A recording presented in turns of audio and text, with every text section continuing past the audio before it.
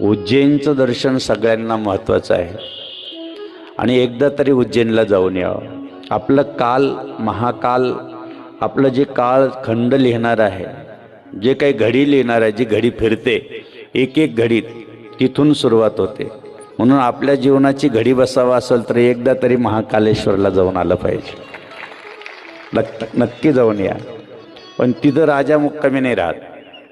महाकालला कोणीही राजा जो झाला, भारताचे कोणी राजे झाले तर त्यांना रात्रभर मुक्कामी राहण्याची परवानगी नाही. जो राहतो त्याला लगेच पदावरून खाली जावं लागतं. म्हणून सगळ्या विश्वाचा राजा तिथं राहतो, बाकीच्या राजाचं तिथं काही काम नाही. लक्षात राहू. किती विशेष आहे. आजही ती परंपरा आहे.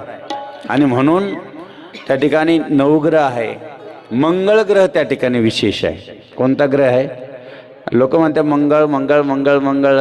अरे बाबांनो, मंगळ ग्रहाला तिथं नेल्यानंतर तुमच्या हातात भात दिल्या जातो देवाला. असं हे जे जसे महादेव आहेत भगवान नर्मदेश्वर, अशा हाताने दोन्ही हातानं महादेवाला भात लावल्या जातं तिथं. नाहीतर मंगळवारच्या दिवशी जो प्रदोष येतो त्याला भूम प्रदोष म्हणतो. तो प्रदोष उपास केला की मंगळाचा दोष जातो.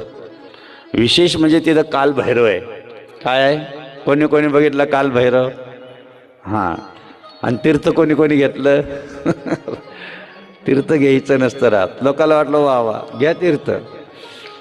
कालभैरव येते, उग्र भैरव, चंड भैरव, अनेक प्रकारचे भैरव आहे. अष्टभैरव म्हणतात बाबा. आणि त्याचं चिंतन आहे.